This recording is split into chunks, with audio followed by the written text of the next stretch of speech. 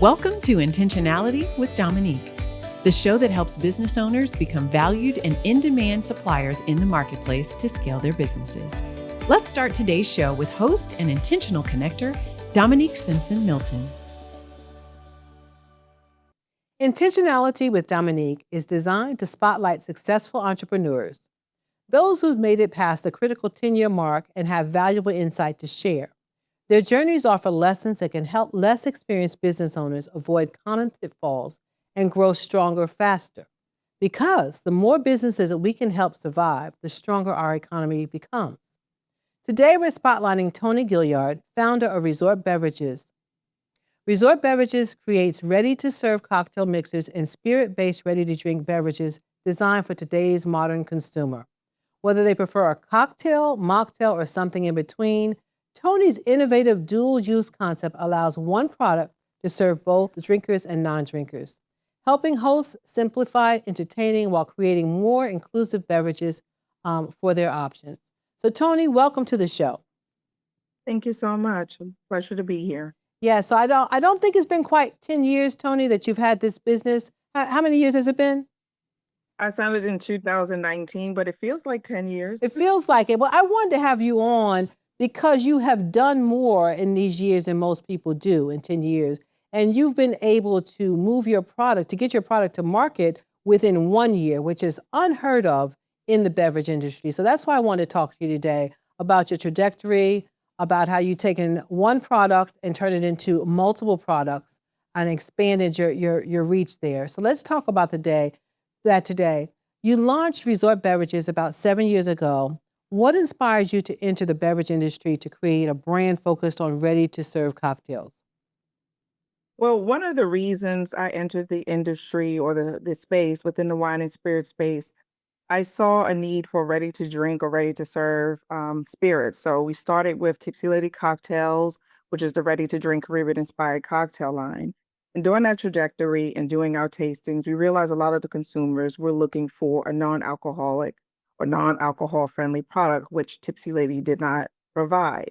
So in formulating resort mixers, which is agave based, also all natural, we wanted to be inclusive with that demographic for those who decided they wanted cocktail where they could add their own spirit, but as well as being inclusive for those who were not necessarily non-drinkers of alcohol, but who were either non-drinkers of alcohol or who wanted to monitor their consumption. So that was what birthed the concept behind the non-alcoholic line. I got you. So let's go back to the alcoholic line because it is quite tasty. Most cocktails in a can, they don't have the same taste as yours. Yours is fabulous, right? It doesn't have an aftertaste. It's just the perfect taste. And I every time I'm in Total Wine, I'm getting that rum punch because I love the taste of it. But what impressed me about you, Toni, was how quickly you brought that product to market. Tell us about that journey, what you had to go through, how you were able to do it so fast, and then we'll talk about the co-packers with that. So I had the conversations prior to going to market, testing the market to see if there was an interest, and discovering that in order to get into spaces like Total Wine and more, the retail spaces are on premise, one had to have a distributor. So in 2022, we decided to pivot and launch online right after COVID. During COVID, alcohol laws as far as shipping direct to consumer had shifted. While many in the industry had argued with TTB and all the powers that be to say, hey, this is trending, this is something we should transition to, there was no movement until COVID. And with COVID, a lot of restaurants and bars had the grab and go concept. So that kind of helped the process to be able to change the narrative, to be able to ship direct to consumer as it relates to spirits. And so in finding out that there was no traditional distributor that most people are familiar with, that happened to be an online distributor that allowed us to self-distribute, for lack of a better term. And that allowed us to launch online in January of 2022. And then by that, what I would say March or April, showing that data and the traction, was able to approach a local distributor to say, here are the numbers, you've tasted the product, now let's have the conversation to do business. And then being clear and intentional about where I wanted the product to be distributed. And Total Wine & More was the bigger retailer chain in South Carolina, and that's where I wanted product placement. So I was very intentional with my demand to say, okay, I want to get in, business with you, but this is why. So let's get granular, Toni. How did you do the packaging design? And then talk to me about the co-packer. How did you select a co-packer? So although attorney by trade, I'm a creative. Love to be a creative. And so I sketched it. So I just got a pen and paper and just started drawing the visual of what I wanted it to be. It definitely had to be a representation of Caribbean. I didn't want to put fruits or vegetables or the ingredients, that kind of thing, but I wanted to be able to tell the story on the packaging, which is what we did as well. And then I think I had 2 rounds with 2 different designers. And then the second designer luckily got the concept, was able to execute the mock-up of where I saw the vision and the consistency with the brand alignment. And it was relatively simple.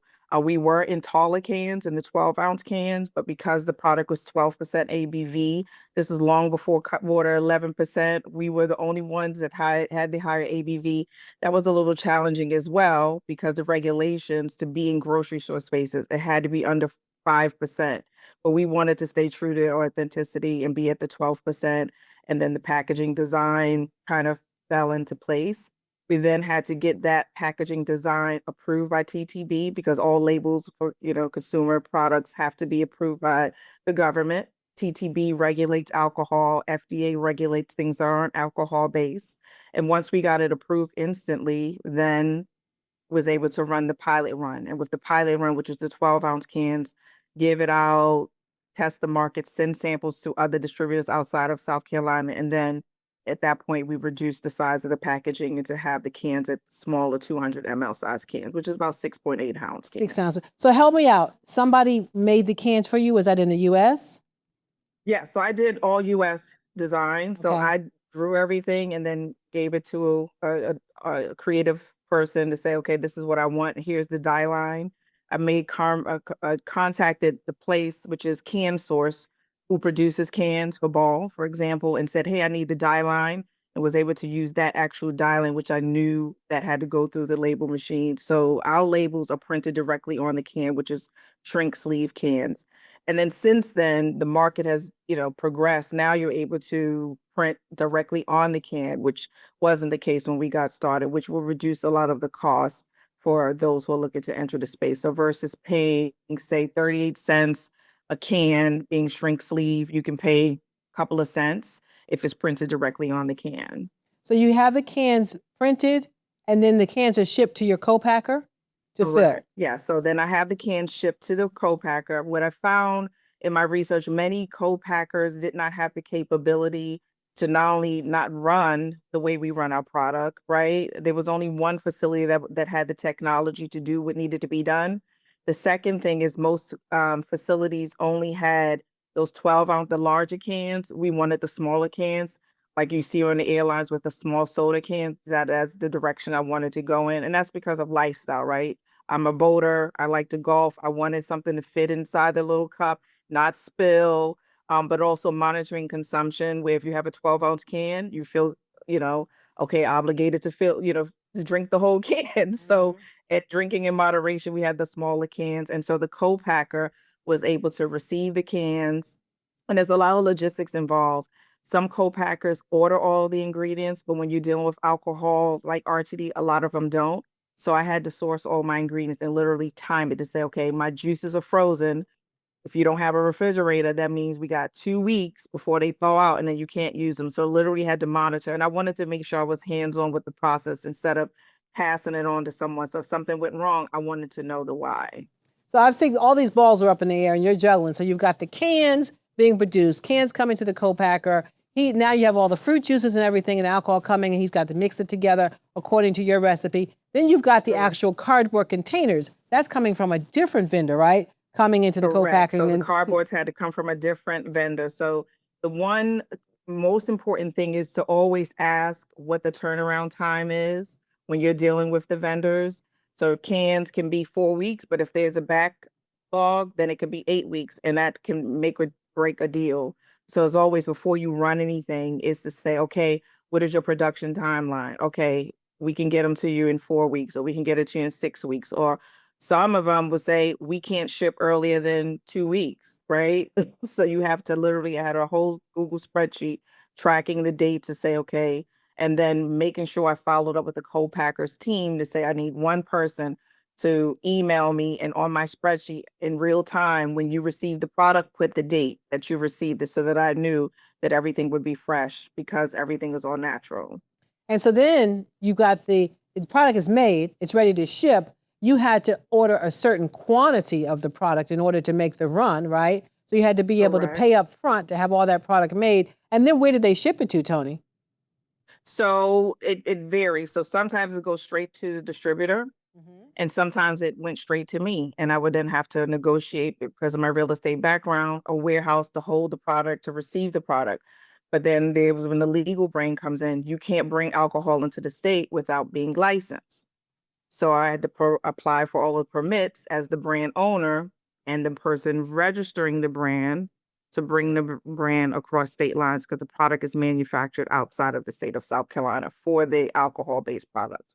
So Now, there's a- the non-alcohol based products are manufactured locally, so that makes things a little easier with logistics. Right. So for our listeners, there's a lot going on behind the scenes. Toni has some advantages that helped her get this to market faster because she is a lawyer and she is a real estate agent, right? So she had some of those that expertise behind the scene that some of you would have to pay for to bring on board on your team in order to make all of this work together. Because really you are doing manufacturing and you're doing logistics and now you're having to ship it out. But then there's a next part of it where you're having to sell to the different distributors to get distribution to the stores. Explain that for our viewers. Correct.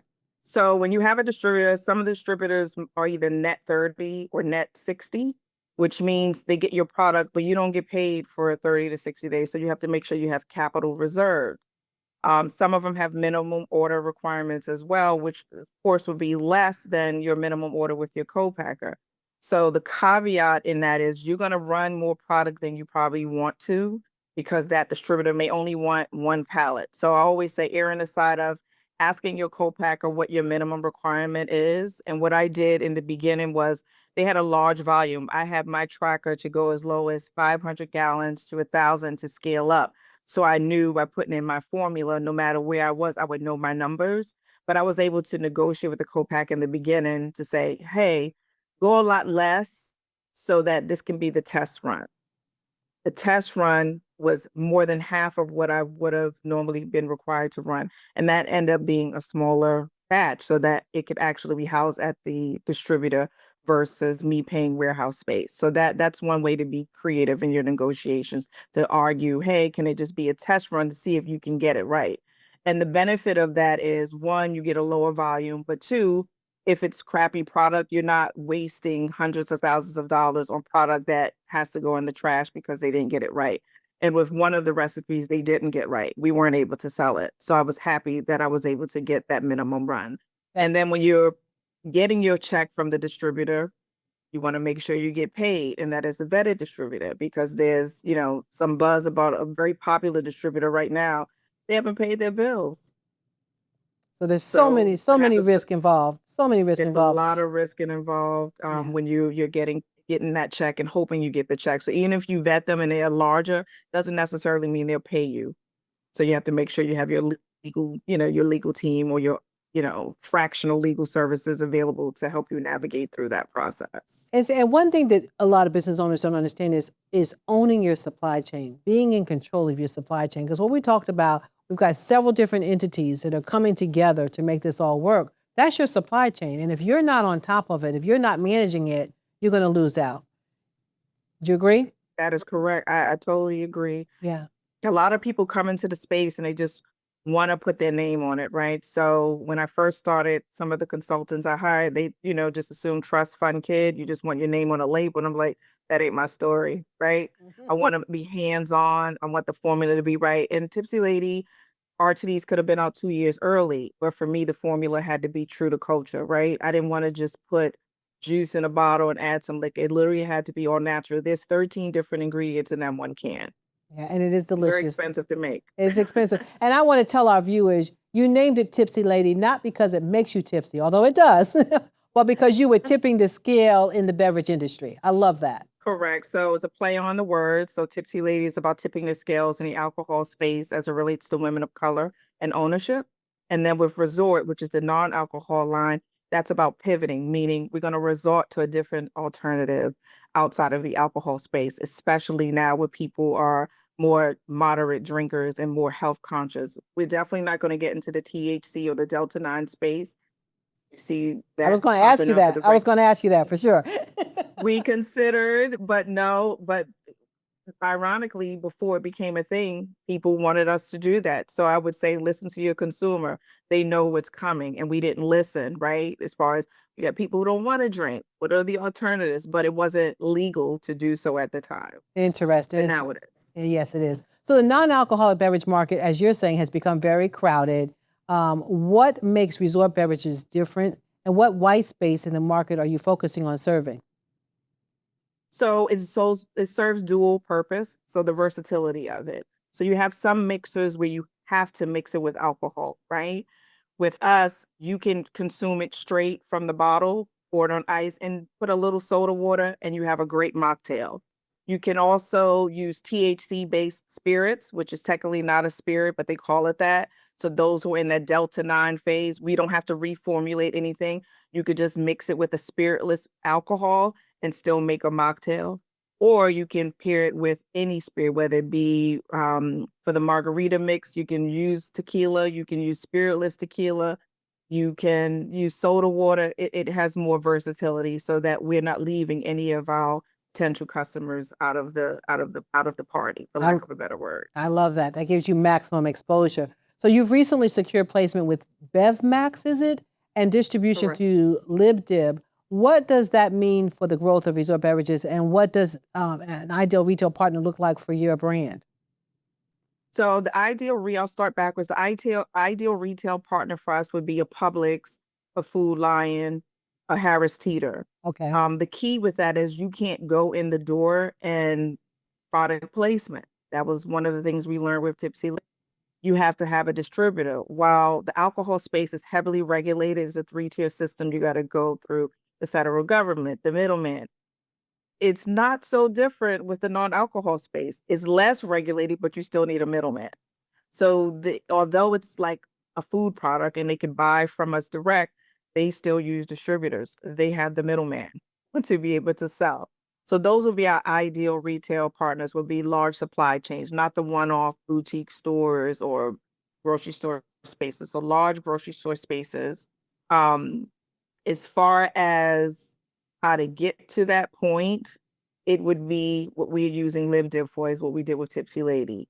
We could still list it, but not be confined to just certain states. We can list with whatever state LibDib does business with, because it's non-alcohol. And we were able to launch Resort within 2 months of formulation on that platform. And we launched a couple of weeks ago, got a feature in Black Enterprise for our product, organic marketing, not paying for marketing, um, selling direct to consumer through Shopify. So you have other tools to allow you to get to your consumer outside of the larger distributor. And then with that data, hopefully we'll be able to present it to a large grocery store distributor to say, here's the data, wash, rinse, repeat, the same what we did with Tipsy Lady, to be able to get that traction. So LibDib and BevMax, those are like third-party distributors for you?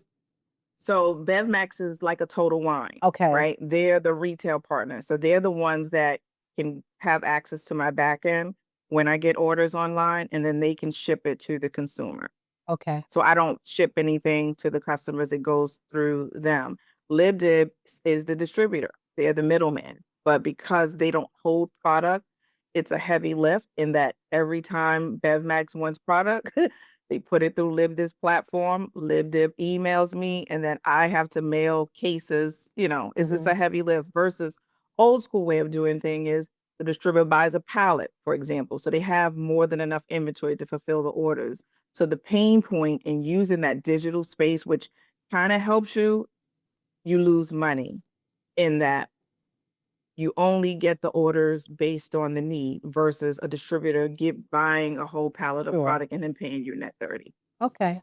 Well, let's talk about scaling, because that ties in nicely with that. Many entrepreneurs struggle to balance innovation with inventory and distribution challenges. What have you learned about scaling beverage brand in such a competitive industry? One, networking with people in the space because somebody may be doing something that you never thought of doing. I am a mentor now at the Harbor Entrepreneur Center here in Charleston, South Carolina. I'm on the board, and I'm also a mentor. And we have one consumer package group, goods person in mentorship. And he had no idea about Lib Dib because his goal was, hey, I want to scale my non-alcohol beer. And I'm in the Harris Teeter and I'm here, but I want to scale throughout the Southeast. And I said, well, have you heard of Live It? No. Okay, you're going to have a pain point. So you have to understand what your ultimate goal is with scaling, but also remembering to go wide and deep, not saying I want to, with Tipsy Lady, within 6 months, we're in 11 states. Hindsight, I would not have done that. It was exciting to get the invitation to grow, but I would have narrowed that down to probably half and just penetrated one state a little bit more. Okay, all right. But your product can be purchased in any state right now. Is that correct? Correct. Okay, all right. So for viewers who want to try Resort Beverage at home, where can they find your products and how can they order They'll direct? go to the website, which is Resort Beverages with an S, resortbeverages.com, and then you just click the shop button and make a purchase. Excellent, excellent. Well, Toni, your trajectory is very impressive. The products are amazing. I've tried all 4 flavors of the pre-pack of the drink mix now, as well as all of the canned beverages, and everything is amazing. So thank you so much for being here today. In one closing bit of advice that you would give to entrepreneurs, something that you know now that you didn't know before, what would that be? Work the plan and make the plan work. Write everything down, make it plain, and protect your intellectual property. That would be a very key caveat as far as trademarking your name. If you're doing anything with food or beverage, your recipes, protect your intellectual property. Those are investments that are essential. You don't even want to come to market if you don't have everything protected, because then all your work will be in vain, right? Somebody wants to take that. So thank you for that advice. Thank you for explaining how you got to market. It is always a pleasure to talk to you. Thank you. Thank you so much. You have a wonderful day, and thank you for the opportunity. Yes, ma'am. So if you'd like to learn more about Resort Beverages or try Toni's ready-to-serve mixers and cocktails for yourself, visit resortbeverages.com. You can also shop directly online at Resort Cocktail Mocktail Mixers, myshopify.com, and receive 15% off of your order using promo code NMSDC. Well, that concludes today's episode of Intentionality. Be sure to join me for our next episode, and remember that you must always, always remain intentional to gain knowledge, skills, and connections so we can grow and thrive in business together.